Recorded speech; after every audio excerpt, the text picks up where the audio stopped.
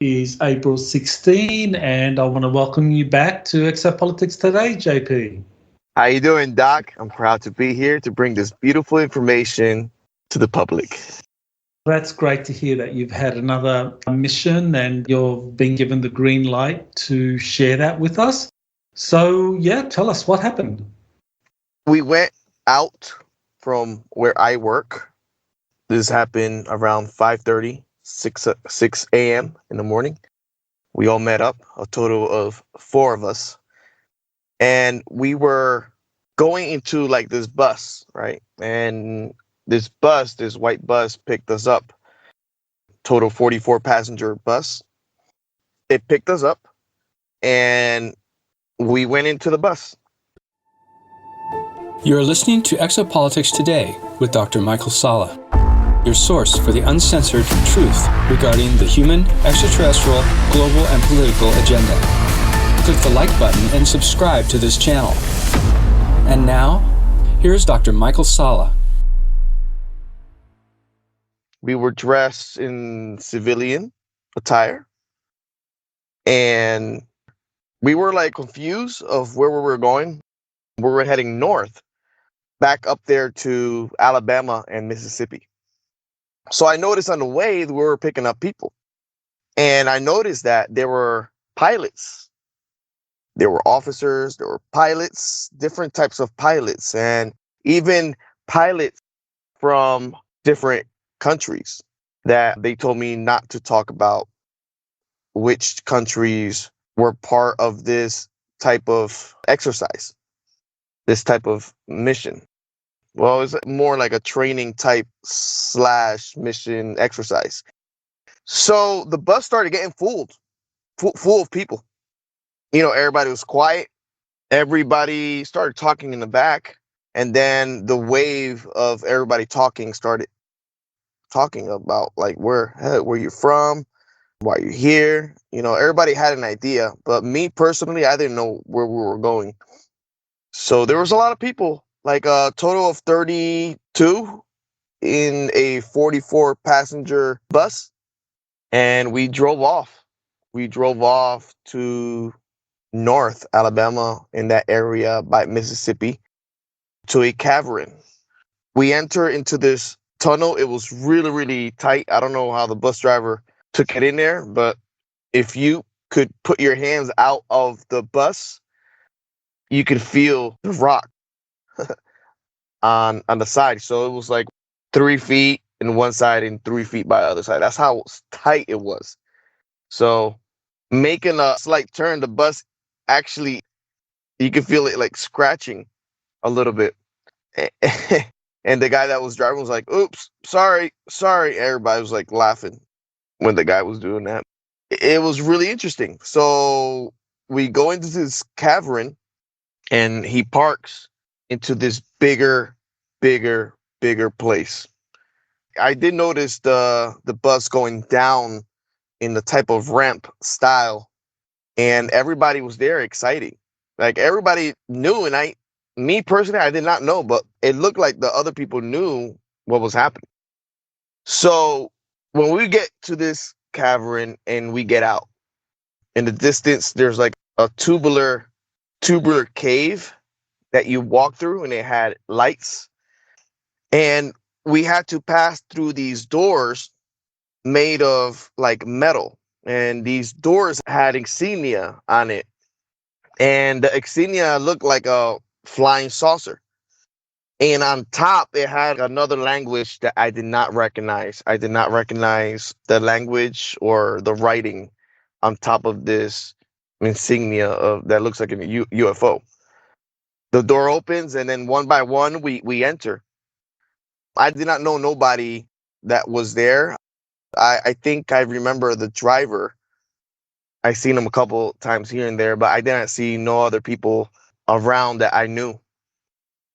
I noticed people talking in different languages. I did not recognize different language, something like Arabic or maybe Hebrew. I'm not sure. But there was other languages there as well, other pilots there from different places. I guess they decided that this was for everybody to meet up and go to this place. So I asked one of the guys behind me. I said, "Hey, I'm not a pilot. I've flown plane here and there, but I'm not a pilot. He said, "I'm not a pilot either." So I kind of got confused because the people that were picking up most of them were pilots. So it was a mixture of different types of people that were there. And we entered into this place where we're going one by one. And then that room where that metal door that had the insignia of the flying saucer, I enter it and my whole body started vibrating. And then it stopped. And then you can hear like in an intercom type of a voice, okay, keep walking, keep going, keep going. So it was guiding us to keep going, keep going. So we enter into this big, big cavern with flying saucer ships already floating. And they were lined up similar to the port that I went to. I think this was the same area, but it was in a different part of this type of base. But these ships were high up. They were at least 20 to 30 feet high, and they were floating and humming. Zoom, zoom. And they were all humming and using, like all in the same time. Sometimes there was one of them that hummed different, and then it entered into the same frequency, the same hum. And then under these ships, there were Nordic guys aligned to each ship. And then the pilots, they were running to each Nordic that they knew. So there was at least 30 to 40 ships that I was looking at that it was floating. And I asked the guy next to me, I says, "Hey, what's happening here?" He's like, "Oh, no, it's a type of training that they do. They train the pilots to fly their ships." And I'm like, "Wait, what do you mean they train the pilots to fly their ships?" So yeah, the Nordics, they take the pilots and they're training them how to fly these ships. And I said, to train how to fly these saucer kind of ships? So yeah, they have to be connected with their Nordic, and the Nordic, they train them how to use it. So I was like, wow, this is exciting that I'm seeing this. So once the pilot approaches the Nordic being, ET, the Nordic raises his hand and the ship starts coming down really slow, really slow, really slow. And when it's like on top of their heads, they just disappear. They go into the ship. But they disappear so quick into the ship that I couldn't see no entrance or nothing. But the pilot was holding on to the Nordic, was holding on to his wrist. So when the ship came down to their head, they just went into the ship. So one by one, you can see the ship picking up the pilots and leaving the cavern system. And then while they were leaving, I could see the ship turning into different colors and mimicking the same color of the cavern. So they kind of disappear. And I'm like, holy shit, it's using like a type of cloaking type of style of mimicking, the cavern. That's awesome. So it actually looked like a mist. It turned into like a moving mist. It was quite interesting looking at that and looking at the ship doing that, because it put me to thinking like, man, how many ships it's out there that we can't see? And they're moving around and we just can't see because they're mimicking the clouds or they're mimicking the blue sky. And they just look like mist, like a heat wave type of style when it moves. It looks like a heat wave mist. It's incredible. It's amazing. So I just wanted to confirm, okay, so this happened on Monday, April 15, this mission, and you're pretty sure that it was the same cavern complex in that Alabama region where I think it was about a year ago you described going to this giant spaceport and yes, all these Nordic ships, and they would go up through the mountain that was underneath a mountain, and that they would go up through the top of the mountain where there was a light beam or a holographic light beam that would display entering and leaving. Okay, so that's the same base, or maybe you came into it from another entrance. Yeah, right? we came in for another entrance, but yes, heading over there was the same way. So yeah, I'm sure it's the same base, but a different location of the base. Okay. It's a huge, huge base. Okay, and I think last time that last mission to that underground base, I think you said that these were Nordic craft and that they were going to start revealing themselves. And so, Yes. Okay, so it seems like this mission that you just did on April 15, it's like this is where human pilots are going to be part of those ships going out there revealing themselves. Is that pretty much what the agenda is here? I believe so, Doc. I believe that the time's going to come, or is here, that these ships are going to reveal themselves to certain kind of people, or maybe the news, or maybe to try to stop something that's happening. And you mentioned that these pilots were kind of from all over the world. Some Yes. big. But there was more United States pilots, of course. Yeah, there was more United States pilots training with these types of Nordic beings. They were wearing uniforms, but the everybody was in civilian attire. But the Nordic, they were wearing the Air Force type of uniform that I saw when I saw that particular Nordic over there in Orlando and made contact with me and asked me to go into the ship. And I said no, that I don't feel comfortable going into the ship. So I declined, and he left. And that's when I took the picture of that particular ship that was flying. And that's the same type of ship that I saw in these caverns, the one that is reflecting the trees in the bottom. Okay, well, that's important because you actually have photos. People always say, where's the photos proving any of this? You actually have a photo from that 2018 incident where that Nordic invited you to go on the ship. Okay, so these are the same ships. They're wearing the same uniforms. That this is a faction of the Nordics that works with the Air Force. Mm-hmm. Okay, all right. And the human pilots, they were different nationalities, so presumably some of those ships would just fly over the US. Other ships might be flying over the Middle East, over Russia, or maybe they'll fly straight up into the spatial area and fly to wherever country, wherever place that they desire. Okay. All right. So this is like a coordinated international effort where all these pilots are being given exposure to this American spaceport where there are all these Nordic flying saucer craft, and they're given a chance to learn how to fly these craft and collaborate with the Nordics. So it sounds like a very big, important multinational mission. Yeah, it's not like a mission. I think it looked more like a training.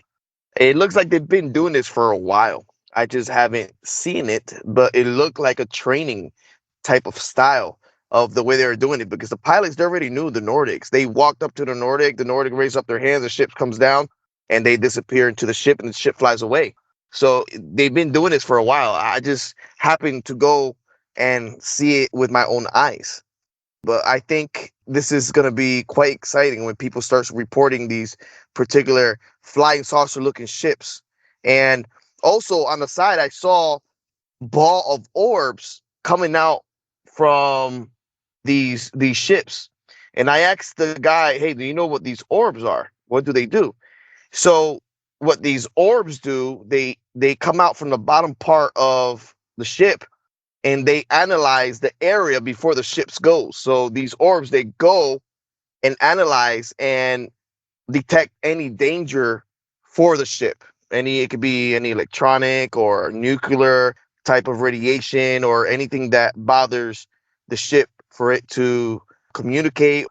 Because, the ship is like a biological machine. It's alive. It has like a type of artificial intelligence that surpasses anybody mentality of thinking of technology. So the ships itself, they send these orbs out to investigate the area where they go prior. So they send out the orbs first, conning, and then they go exactly to the spots where these orbs go. And I think these orbs have the ability to transport like ETs to certain locations as well. So it's quite interesting, the tool they have, these orbs that seem also really, really smart, connected to the ship. Okay, so the orbs are playing a kind of monitoring, surveilling, the surveillance role to make sure everything is okay around the ship. Now, you said that there were 32 people on the bus and most were pilots. So how many of you actually were just watching the pilots go to the Nordic spacecraft? There was one guy behind me, and that's the guy that said, "No, I'm not a pilot." And that was the guy I was asking the questions and asking, "Hey, what they're doing?" He was telling me they're training, they're flying these ships, and that could probably explain why they crash so much, because they're so advanced that I guess the pilots can't comprehend how they work sometimes, and I guess sometimes they do crash. So I think the Nordics are really putting their ships on the line when they hand it over to these pilots. Did that guy that was telling you about what the training exercise was all about, did he say anything about how the human pilots are able to fly the ships? No, he wasn't telling me, but I remember when I entered into one of these ships, Nordic ships. I remember, that ship that I entered by where I live. It can read. It can read you. It can feel you, and I guess you project it out of where you're going, and it goes where you project it to go. So it kind of knows where you want to go. Okay, so kind of like interfaces with your mind. So it's a mind technology interface. You would have to have a pretty disciplined mind. It would take a lot of training to be able to fly one of those ships. You couldn't just go there and say, okay, Oh yes, oh yes. I think these pilots have been out there already in our solar system. I heard them in the bus talking about different parts of our solar system, talking about Phobos. They were talking about flying around certain parts of Venus. So these pilots have been around, and they pilot other types of ships as well. So it's not just these ships that they pilot. They have a history of piloting other different things. Okay, that's very interesting. I mean, Elena Danaan talked about this Singaporean super soldier, Stephen Chua, who went, I think it was sometime around 1980, he went to Area 51 and he was trying to help Air Force pilots fly some of these fly-by-thought variations of it.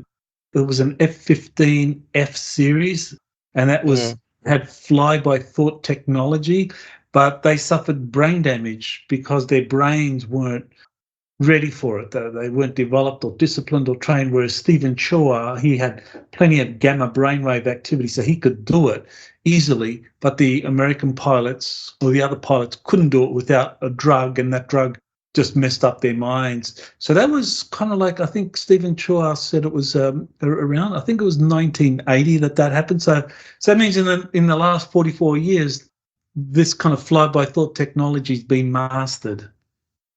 Well, I believe they try to mimic, to put it on our ships, our jets, and our different type of flying, like TR-3B like ships. And I guess that it didn't work out as good as when the humans fly the Nordic ships, that they already surpass the technology that we have.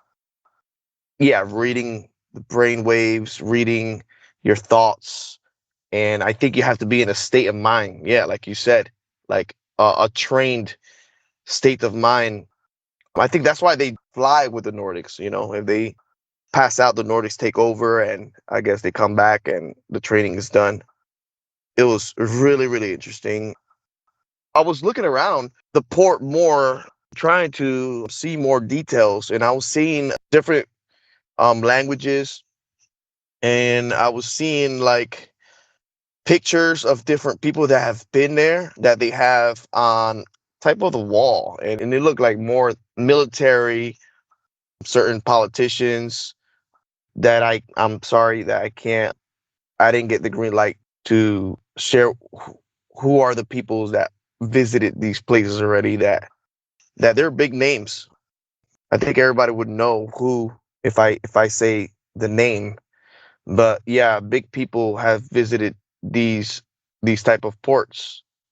So that was quite interesting seeing that wall. Can you describe the languages you saw? Are we talking modern languages or are we talking ancient? Yeah, modern languages. I think I saw Japanese. I saw like a type of Greek language, Arabic, Hebrew. I saw ancient also writings as well, Aztec style. What I was told, they also have inner earth people training also, but I think they come a different time and not the same time as the humans. So I believe other types of people come there to train as well, to fly their ships. So do you know anything more about these Nordics? I mean, are we talking about Nordics that are based on the Earth, assisting the Air Force? They're based on Earth and outer Earth.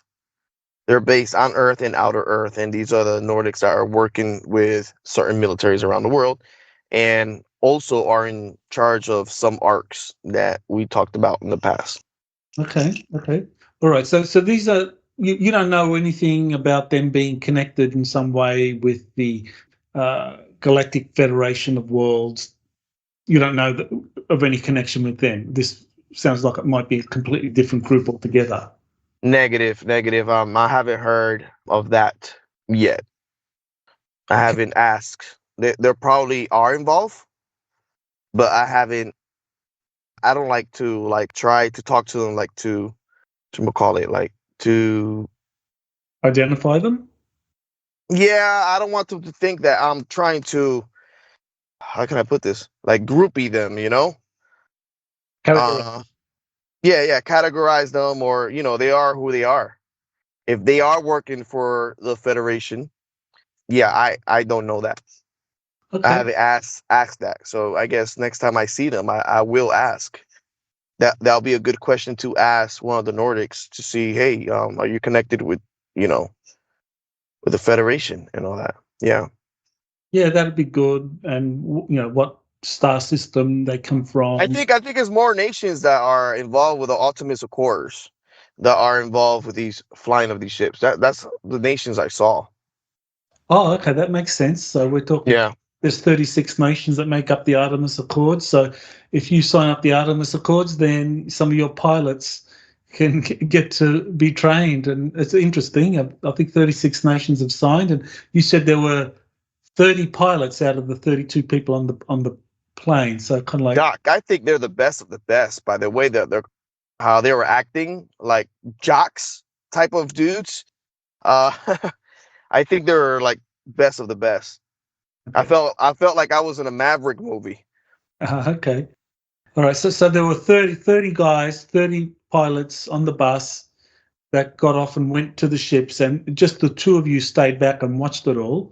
So what happened? You just kind of watched and looked around while they did their outer space mission, and then they came back? Well, they left. I did not see them come back. And then they took me to a different room, and that's when I saw the orb.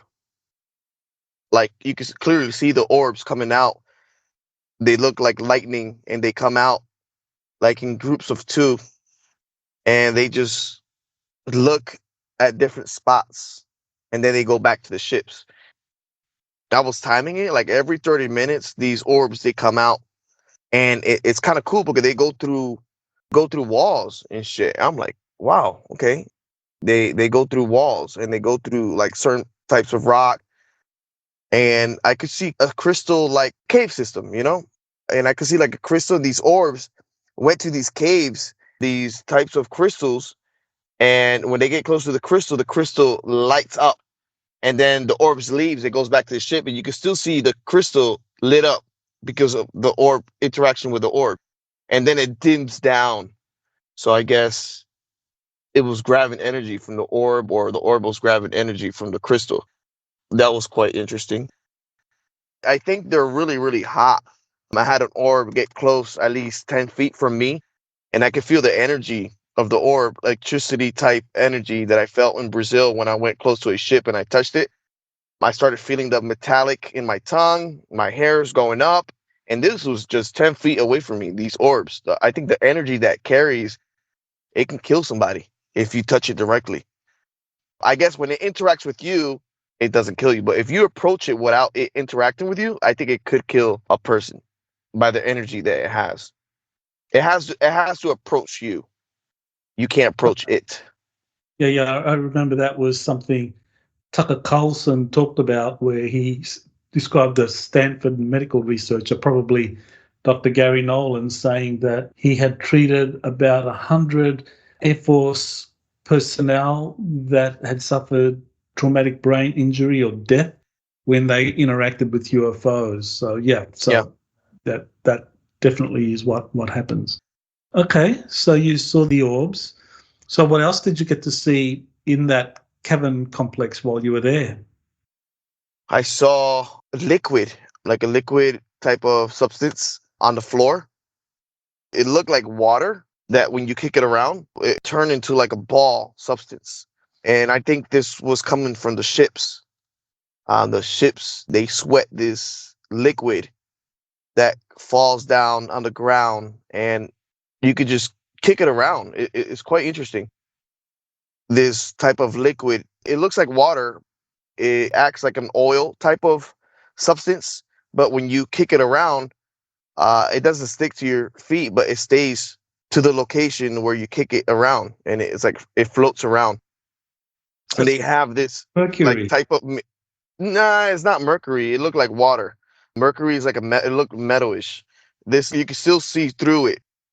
Yeah, they had like a vacuum looking machine that had wheels, and this machine had a big type of drum in the back, and it was going left to right picking up this substance, and it was halfway full. And I was trying to ask the guy what it was, but I saw it dripping from some of these ships to the floor.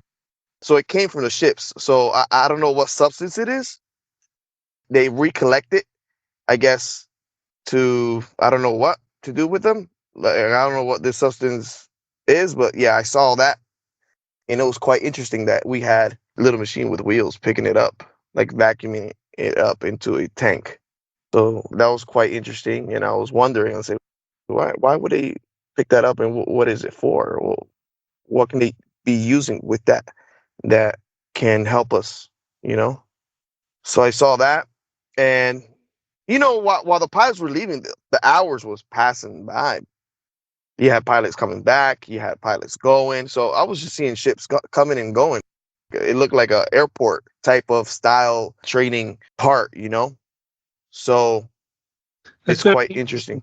Very interesting, because I just did a quick checkup on Wikipedia, and there's a thing called hydronium, which is like water has a hydrogen atom and two oxygen atoms to make that compound. But hydronium has one hydrogen and three oxygen. So it's kind of like an isotope of water. So I wonder if that's what it is. It's called H3O. Okay. That makes sense. Yeah. Yeah, I didn't know about that. That's really interesting. Yeah. It has similar properties to water, obviously, but it behaves in a very different way. Maybe you have to ask next time. Yeah, it was quite interesting substance that I was looking at. Other than that, I didn't see nothing else. I do have a missed time in that trip, a gap of 2 hours. And that was when I was observing the orbs. I was in one spot, and then I ended up in another spot without knowing how I got there. So I don't question that when that happens, because I know I get downloads when I get home, and I know what happens after. So I'll probably get a download of what happened those 2 hours. Mm-hmm. Okay. Actually, I just misspoke when I was describing hydronium. It actually has 3 hydrogen atoms and 1 oxygen atom, but still it's based on water. So just just to be exact. Okay. So, what would it look or move similar to water, or does it look like water, or? Well, I just looked it up. Yeah, H3O it's a kind of isotope of some special type of water. So yeah. And who's doing the research now, Doc, of that substance? You know? It actually is a compound of water. It's called a protonation of water. I'm not a chemist, so I really am out of my depth here in describing what it is, but it's some kind of compound or isotope of water. Very interesting. Interesting. Yeah. So yeah, these ships are dropping those all over the floor. But yeah, it kind of moves like mercury, so it was quite interesting. On different types of rock. I saw a type of mushrooms that was growing. It was like a blue type of mushroom that was growing on the side of the walls of this particular cavern. So I don't know if that can point out what type of cavern this is, or I guess the oxygen level. I think the oxygen level was really rich. I felt really, really awake in this cavern. I think the ship has a way of creating oxygen, because that particular cavern that was in when the ships were in, I felt like I don't know if you've ever been to an oxygen bar. Oh yes, I have. So you get that same feeling in this particular room. So I think these ships, they sweat oxygen as well and give oxygen as well. So that is quite interesting. Right, and you had a missing time experience as well while you're there with the orbs. Yeah, I had a missing time. So going back home, there was a total of 18 of us. There were still people flying and doing, I guess, training or mission, whatever the hell they were doing. We drove back home into the spot that they picked us up. And over us, we saw a TR-3B was flying really low. And I think one of the pilots that were coming back, he was saying that he was going to fly that. I guess the ship knows where the pilot is in every time. I don't know. They're like pets. I don't know how to put this, Doc. It is insane how this technology is. And the pilot was saying, yeah, that's my TR-3B. And we saw him. It was flying over the bus to the location that they're going to drop off. And I said, are you going to fly it now? He's like, yeah, I'm just going to, 15 minutes, I'm going to meet up and we're going to trade in. So I guess, yeah, they trade and they fly. And yeah, these pilots are cool. Well, that's interesting, because I know with the Nordic ship or the ET ships that they have an organic consciousness that matches with the DNA of the crew, of the pilots. So it sounds like the TR-3Bs, or whatever this model is, of this triangle-shaped craft, that they are maybe a more advanced version that includes this kind of organic consciousness that bonds with the pilot or crew? Yeah, the color, it wasn't completely black. I saw it was a grayish blue color type of ship, but it's a similar size of a TR-3B. Triangular. It looks just like a TR-3B, but it's more smoother, more rounder. It's not rigid. I can see the light still in the middle and the 3 lights on each corner. So it was like a type of TR-3B, quite interesting kind of ship. I could clearly see it because it was giving down a light and it was like making us notice that it was flying above us. So I don't know if it's a type of protection of us, because after we parked and we got out the bus, there was a couple of 60s that flew over us also, I think protecting the area. Okay.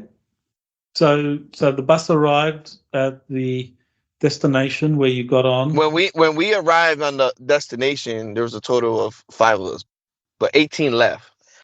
The bus was dropping people in certain locations that I didn't know the location they were dropping them off. Okay. Yeah. But it ended up at the location, the base where you work, right? Close. Yeah. Close to the, yeah. Wow. Yeah.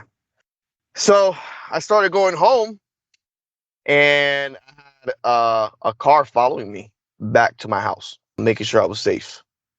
And I think that this was a big deal, what I saw.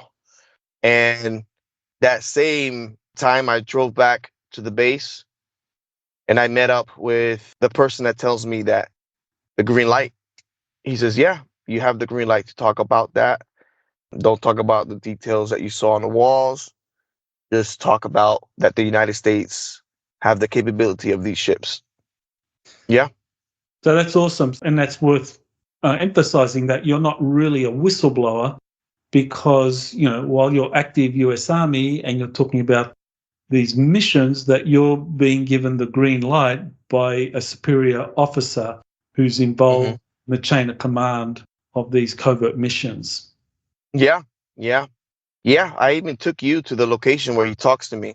Yeah, that's right. Well, I went on that base. You took my wife and I there, and you showed us that location. And yeah, hopefully one day I can meet the officer. But right now, this still has to be confidential. But it does mean that there is a covert branch of the U.S. military that is. I could say that he does travel to Washington, D.C. a lot. Okay. I could say that. Yeah. Right.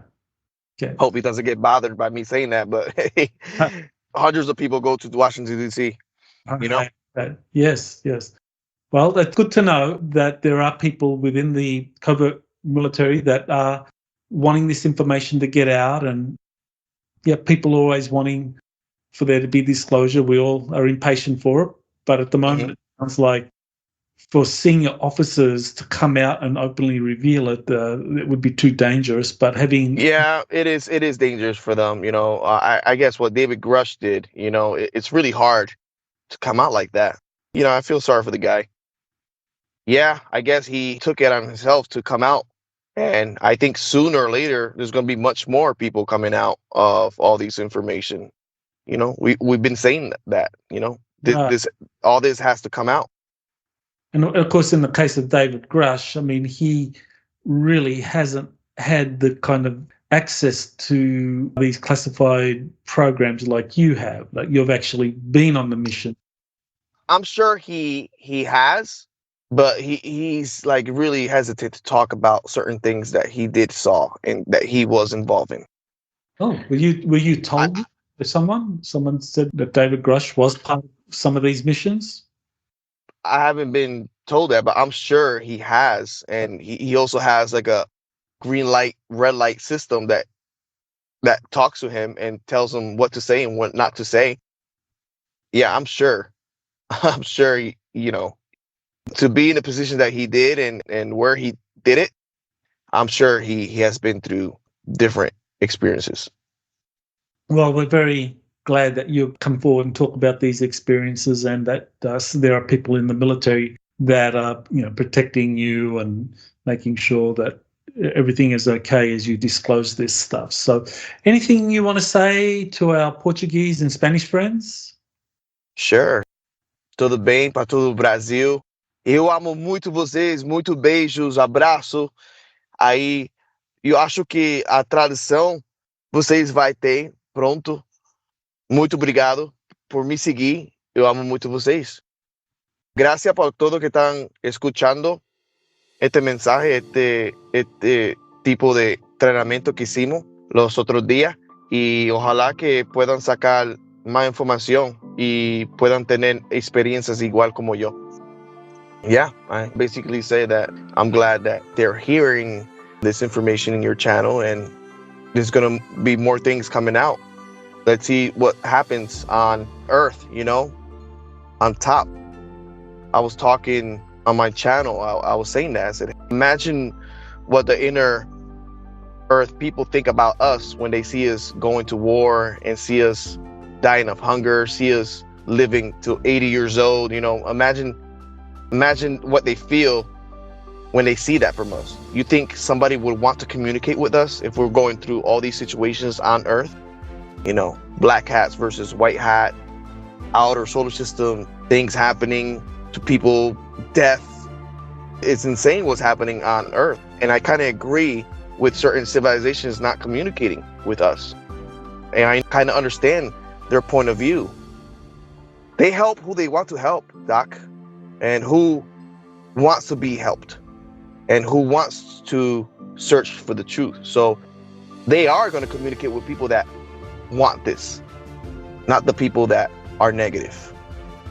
Very, very true. So I want to thank you, JP, for your service and your courage in coming forward and revealing all of this incredible information. No problem, Doc. It was a really pleasure talking to you, and I love everybody. Hug and kisses to everybody. You have been listening to Exopolitics Today with Dr. Michael Salla. Please remember to like, share, and subscribe to this channel. Join or start a conversation in the comments. Take the time to explore the vast library of best-selling books, webinars, and podcasts by Dr. Salla. Visit exopoliticstoday.com.